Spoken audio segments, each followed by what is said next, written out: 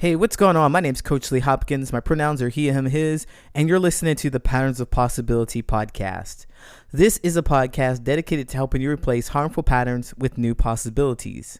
In each episode, we'll explore topics that inspire you to be yourself, live your truth, and make lasting connections. In this episode, we're going to talk about me. I'm going to talk about me, and I'm going to talk about, I do that every episode. I tell you something about me, but today we're going to talk about this taking the leap and what it means to find meaningful connections. Today is the day I'm recording this, is my 9th year in Chicago. Woohoo! 9 years in Chicago.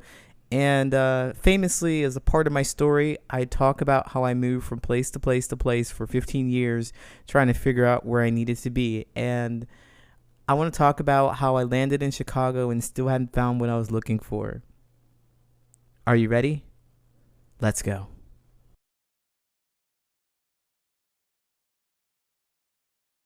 So there's no music today because I had this really bad computer hard drive failure. My external hard drive just got wiped. It was pretty awful.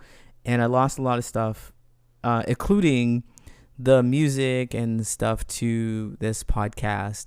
So what I'm going to do is not have any music this time. And I may decide to create some new music or find some new music to put on. But I think for this week and maybe even the following week, I'm going to figure out what music to play. Maybe it's a sign that I need to switch it up and put something different out here and change up my intro, change up my ending. I mean, who doesn't like that kind of thing, right?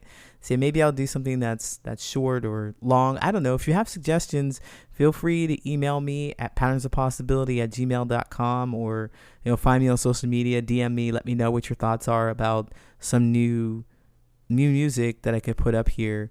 But yeah, that's what happened. So there's no music this time, all right? But still, I invite you to enjoy the episode. Today is one of those days where it's really beautiful outside. It's like 60 degrees here in Chicago. And I'm kind of freaking out just a little bit, just a little bit because my emotions will get the best of me. And it's like, oh, it's beautiful outside. Hear the birds chirping.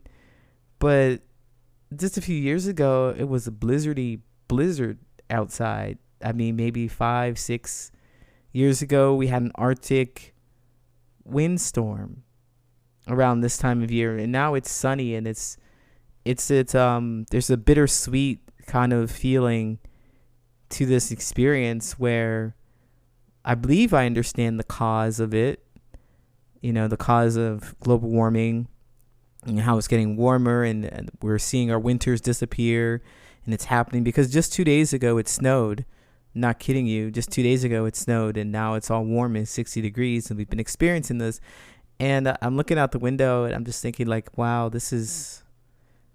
can I enjoy the happiness that is supposed to bring, that sunshine is supposed to bring, instead of thinking about the existential dread that's behind the extinguishing of our planet, what I think it means. Can I just enjoy the moment? Damn it. Well, can you? Can I? Yeah, okay. I will enjoy the moment. But I often find myself in those situations where I'm a bit frustrated or a bit afraid or a bit confused or a bit sad, and just all these bittersweet, weird, wild feelings that are coming up, and not being able to enjoy the full moment. And I think that's what caused me to look so much for different things. So I started out my journey, to bring this back to how I landed in Chicago. I started out my journey in Ohio, and I believed that I needed to do what other people were doing to make friendships. And I couldn't mimic, I couldn't pretend, I couldn't fit in. There was something wrong with me. I stood out a little too much. I was just too weird or too wrong or too oblong shape or whatever. And I just realized that I don't belong in this group. And I heard that you got to go and find your tribe. There's a trope out there that says you got to find your tribe. You got to go fit in. You got to find the right people. And if this group isn't it, then you need to beat feet You need to move. You need to figure out where these people are. That's what I understood it to be. And so that's what started me on my journey. After I graduated from high school, I went to college, and I thought, well, I'm miles away from my original hometown. I'm definitely going be able to reinvent myself, right? I don't know if you ever tried anything like that. Reinvent myself so that I can find other people that will know the new me, or at least find people that I can fit in with. I can be more of myself. But man, it didn't work.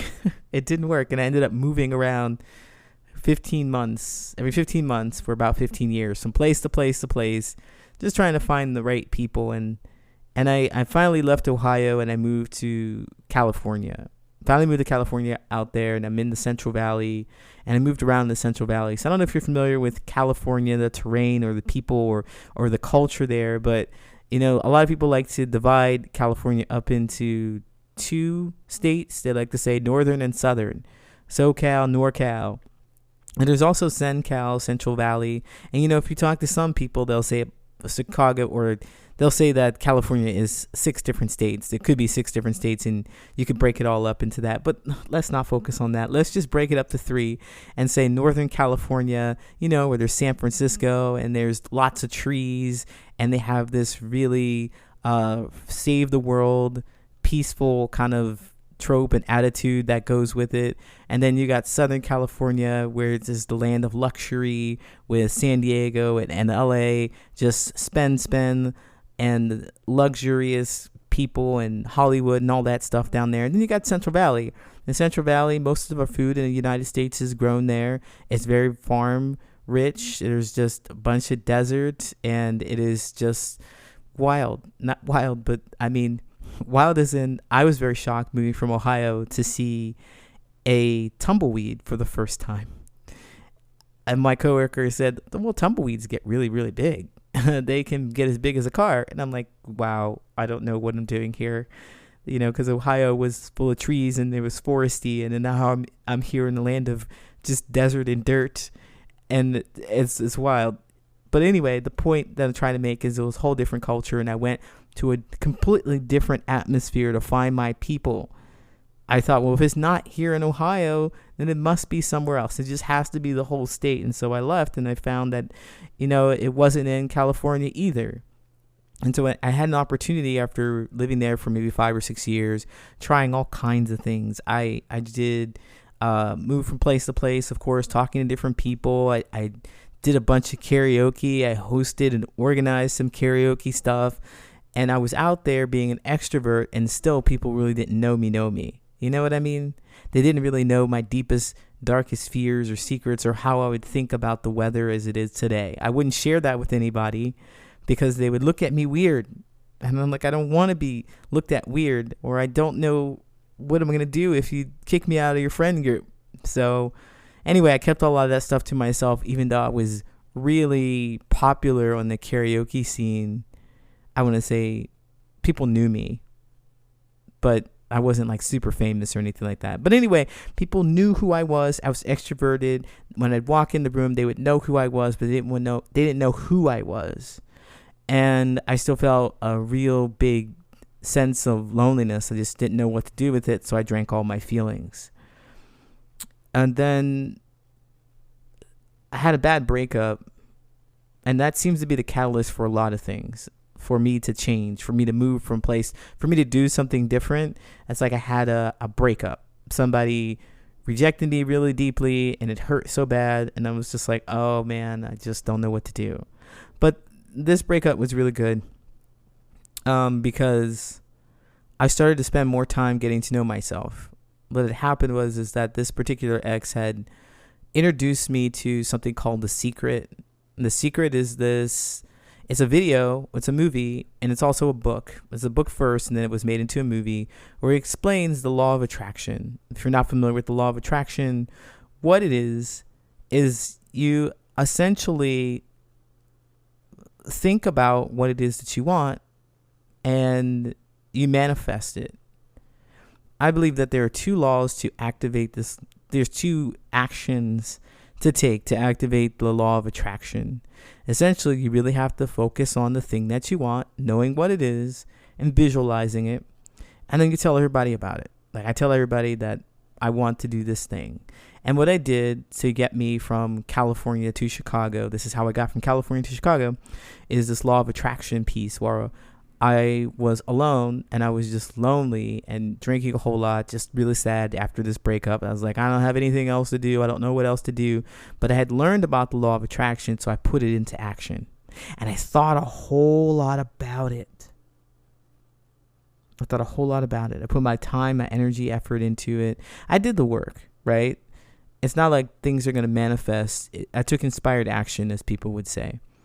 I took inspired action towards it. And I told everybody about what I wanted to do. And the people who didn't want to help me just made fun of me or pushed me out of the way. And I pushed them out of the way. And like, I don't have time for you. I don't have time or energy for that.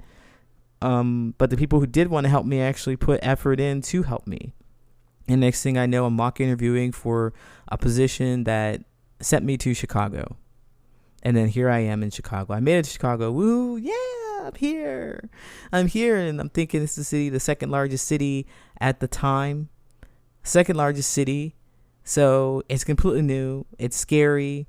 I'm kind of terrified, a little bit terrified, because people started to tell me before I left for Chicago that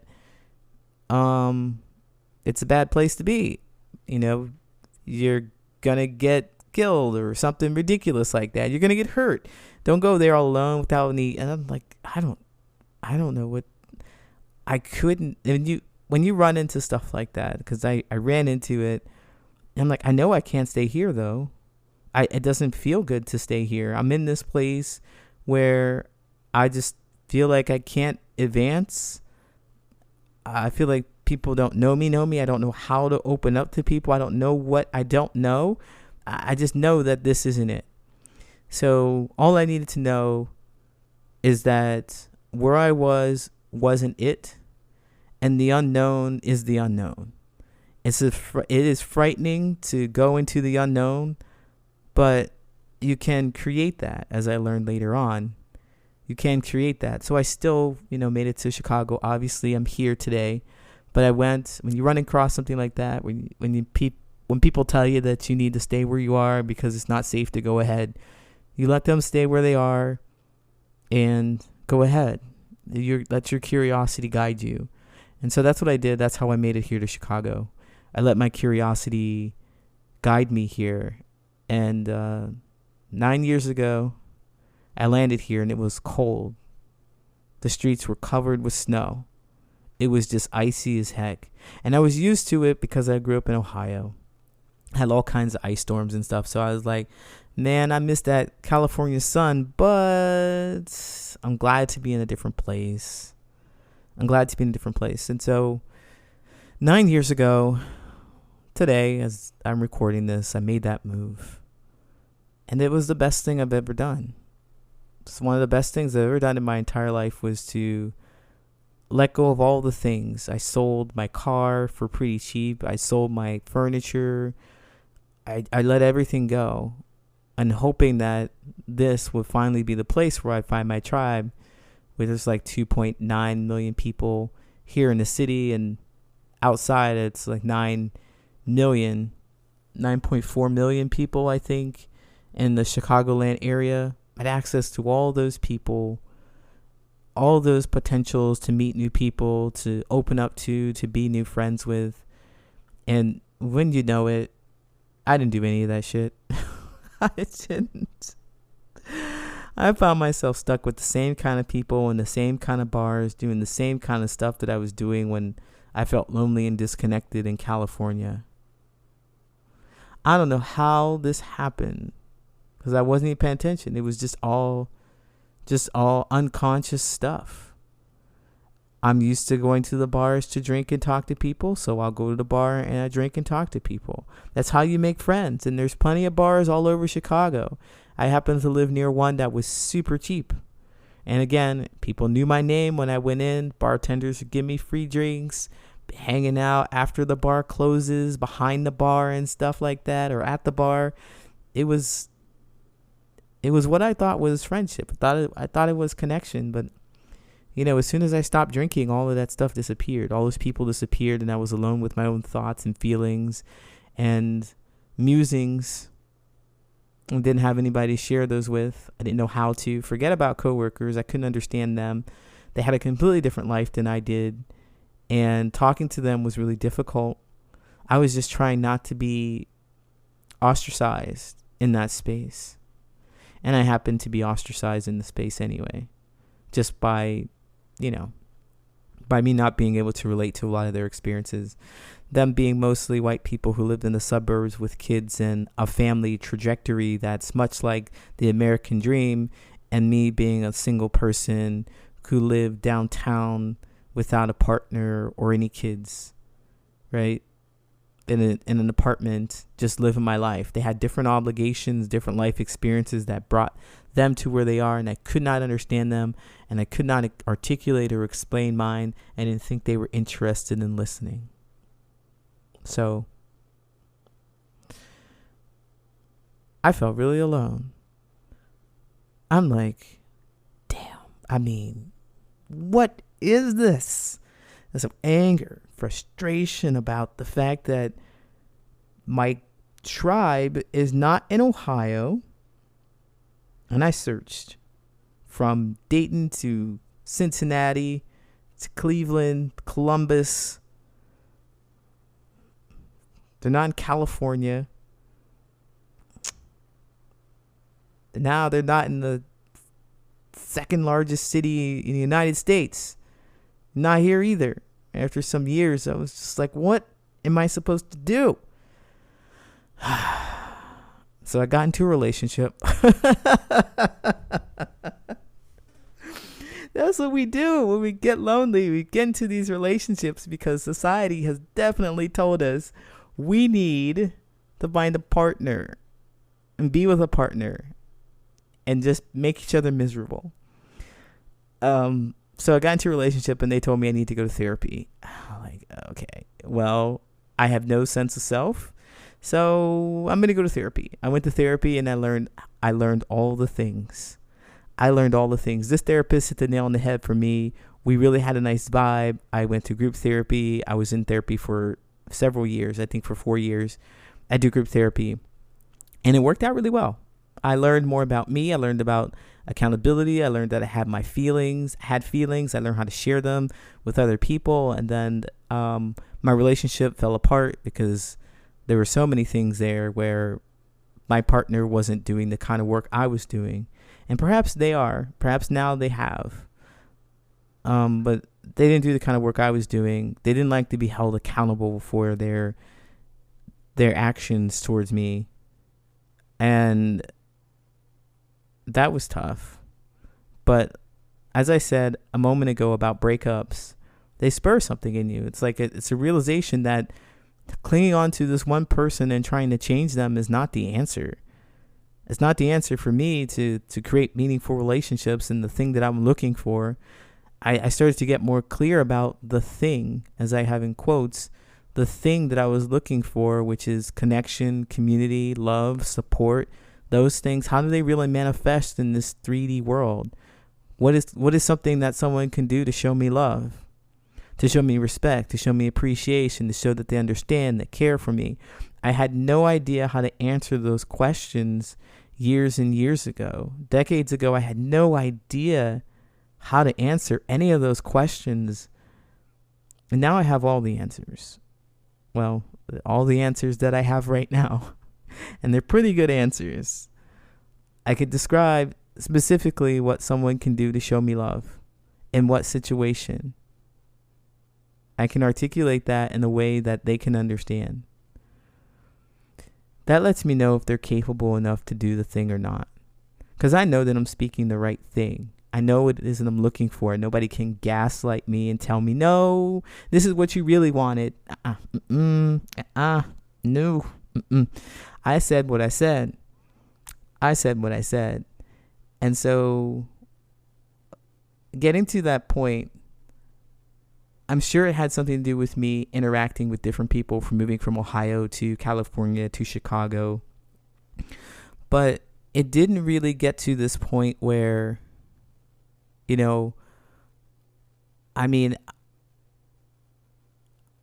didn't get to that point because I moved, because I suddenly moved from Ohio to California to Chicago, and because I was in Chicago, I found the right people. It's not simply that. I did get some more clarity and understanding of who I was, but I surmise that I could have found that in Ohio or California or Chicago. I could have found that with more of my intentional experiences, with more reflection and stuff like that. I guess what I'm trying to say is that, it didn't work like I thought it was going to work. Like you just go and you move to a different place and you meet new people, and they are all the people that you need to meet. It's something about the way I show up now, because I have those answers to the questions that I didn't have before. Like, I know that going to bars to make friends is not going to work for me. I know that now. I didn't know that before, but I know it now. And it's more the knowingness of, well, there are bars in Ohio, there are bars in Chicago, there are bars in California. If I know specifically not to go into a bar to meet people and expect to meet people, then I won't do that no matter where I am. It's the knowingness of me that connects me to the right people. It's the knowingness of the things that I want and the non-compromising that I'll do to make sure I get those things. I'm not going to settle because, well, you're here or somebody else is here and you kind of, sort of have a thing that I want. No, I want all the things. I deserve all the things that I'm looking for in my relationships. It's not a physical location kind of thing. It's a knowingness of who you are that creates those meaningful connections. Okay, so that was it. Usually I do some kind of answer Reddit thing, but I'm not going to do that today just because I think the episode is long enough. I've talked enough.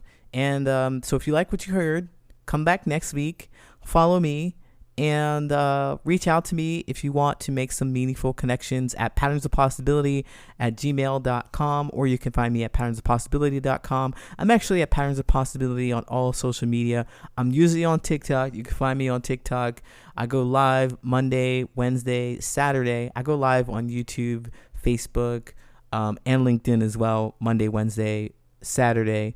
I talk about how to break these connections. So if you want to talk to me, let's do it. Let's have a conversation. Anyway, follow me, share, like, subscribe, do all the things to boost this up, because the more meaningful connections other people know how to make, the more likely you're going to find those people in your life to make those connections with.